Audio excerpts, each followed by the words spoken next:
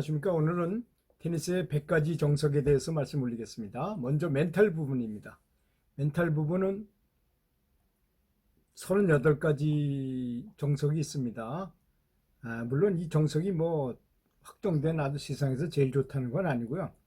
옛날에 국가대표 감독을 하시던 분이 이렇게 전해져 온 전통적인 방법이니까 참고하시기 바라겠습니다. 첫 번째, 겁장이는 미인도 황금도 승리도 얻지 못한다고 했습니다. 즉 뭐냐, 아주 예쁜 여자가 있을 때 가서 말도 못 붙이고 눈도 못 뜨는 사람을 누가 좋아하겠습니까? 그런 거와 마찬가지죠. 겁을 낸다면 당연히 바싹 얼어가지고 경기를 잘 못하게 될 것입니다. 자, 그렇다면 두 번째, 긴장하지 않는 방법은 늘 감사한 생각, 기분 좋은 생각을 하는 것입니다. 어떻게든 간에 어떤 걸 만들어서 한 일주일 전, 경기 전 일주일 전서부터 계속 그런 훈련을 하는 것이 아주 바람직하고 그게 유일한 방법이고, 만약에 이것이 제대로 되면 아주 자신감이 충만해가지고 오히려 평상시보다 훨씬 더 좋고요. 그 다음에 두 번째 방법으로는 입이 이제 긴장하면 사람이 입이 누구나 다 입이 바싹바싹 마르잖아요. 우리가 이제 기분 나쁘면 술 한잔 먹으면 기분이 좀 좋아지는 거와 마찬가지로 이걸 방지할 방법이 레몬 사탕 같은 시큼한 맛을 내는 그 사탕을 먹는 겁니다. 그러면 입에 침이 고여가지고 긴장을 더는데 아주 효과가 있다는 사실입니다. 세 번째, 상대방이 비록 만만해 보이더라도 절대로 상대방을 만만하게 보지 말라는 것입니다. 그래서 네덜란드 속담에 상대방이 비록 개미처럼 보이더라도 코끼리처럼 보라고 그런 속담이 있어요. 아주 좋은 말이라고 생각합니다. 여러분들도 아마 상대방 만만히 보다가 아마 진 경험이 꽤 있으실걸요.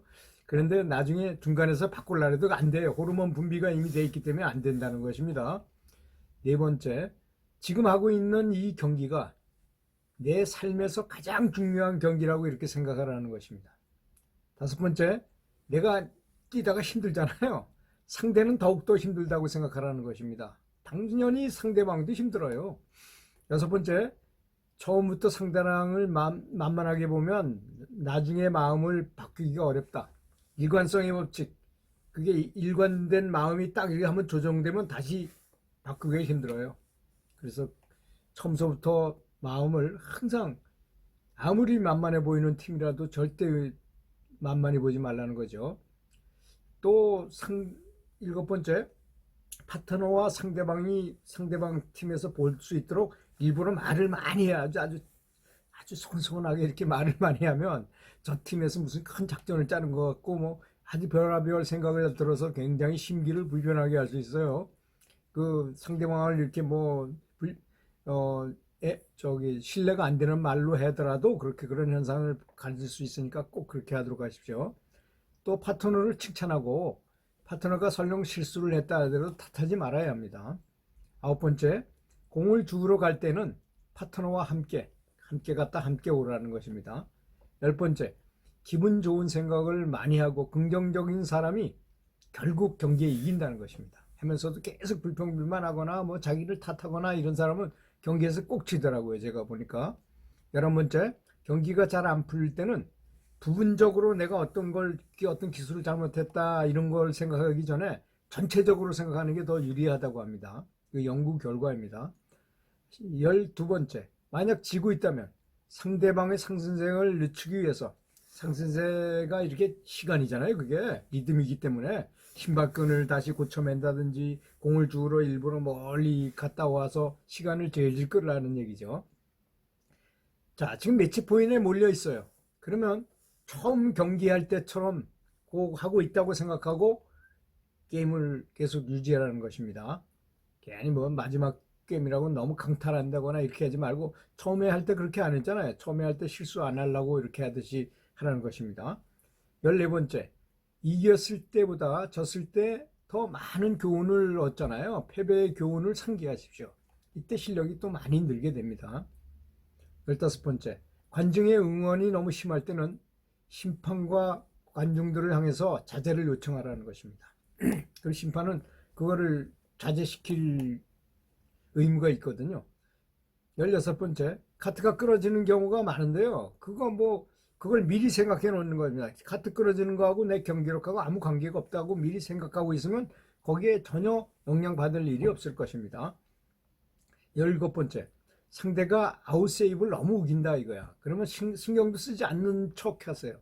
계속 우기면 아주 강하게 어필하십시오. 그 다음에는 18번째, 심판이나 응원단, 시합 외적 요소에 인해서 흔들리지 않는다는 걸 미리 생각하고 상상훈련을 하십시오. 19번째, 경기에 이기고 있을수록, 경기에 지금 현재 많이 이기고 있을수록 절대로 투구의 끈을 바싹 매도록 마음을 늦추지 말라는 얘기죠. 이래가지고 역전당하는 경우가 많이 있잖아요. 이기고 있는 경기라면 그 경기 방식, 내가 하고 있는 게 잘 맥힌다는 뜻이니까 그걸 바꾸지 마십시오. 21번째, 공을 몇 번 튀기든지 눈을 감았다 뜨든지 등 뭐 자기가 잘하는 루틴 있잖아요. 말로 하든지 뭐 난 잘할 수 있어 뭐 이런 거라든지 공을 보자, 앞에서 맞추자 뭐 이런 것들 루틴을 잘 활용하라는 것입니다. 22번째, 지고 있을 때 경기 운영과 이기고 있을 때 운영 방법을 미리 상상훈련을 해놓는 것이 좋습니다. 그래서 내가 지금 많이 지고 있다. 그럴 땐 과연 어떻게 해야 될까? 좀 경기 방식도 좀 바꿔보고, 그죠? 이렇게 상상훈련을 하라는 것입니다. 오른손 잡이ing 22번째입니다. 오른손 잡이ing 경우에 왼손으로도 함께 연습을 좀 해보십시오. 그럼 오른손 강타가 아주 잘 될 것입니다. 24번, 경기 전날 너무 많은 수면은 경기 감각을 오히려 떨어뜨릴 수도 있습니다. 참고하시기 바라겠습니다. 25번째, 혼자서 스윙 연습을 많이 하라는 것입니다. 라켓이 없으면 손바닥이라도 스윙 연습을 하는 것이 굉장히 바람직하고 실력을 늘 수 있는 길입니다. 26번째, 연습을 많이 할수록 능숙해지죠. 이건 너무나 당연한 진리, 망고불변의 원리 아니겠습니까? 많이 할수록 잘한다. 27번, 슬럼프라는 것은 실력이 늘 증조입니다. 그러므로 좋은 현상이라고 생각하는 버릇을 들이십시오. 그러다 보면 언제 한 단계 업그레이드 된다는 걸 본인이 느낄 것입니다.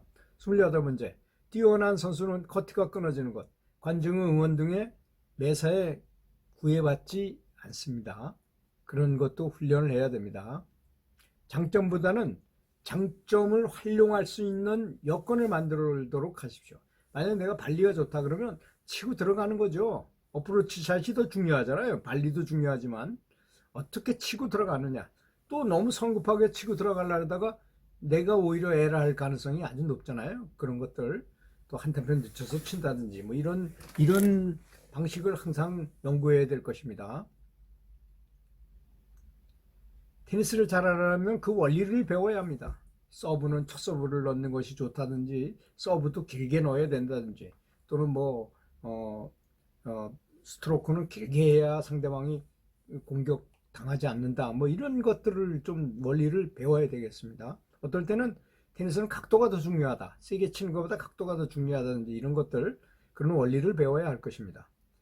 다음 32번째, 실수는 잊어버리고 다음 포인트에 집중하라는 것입니다. 이미 지나간 건 생각할 필요 없잖아요. 지금 현재 볼에 치고에 집중을 하라는 것입니다.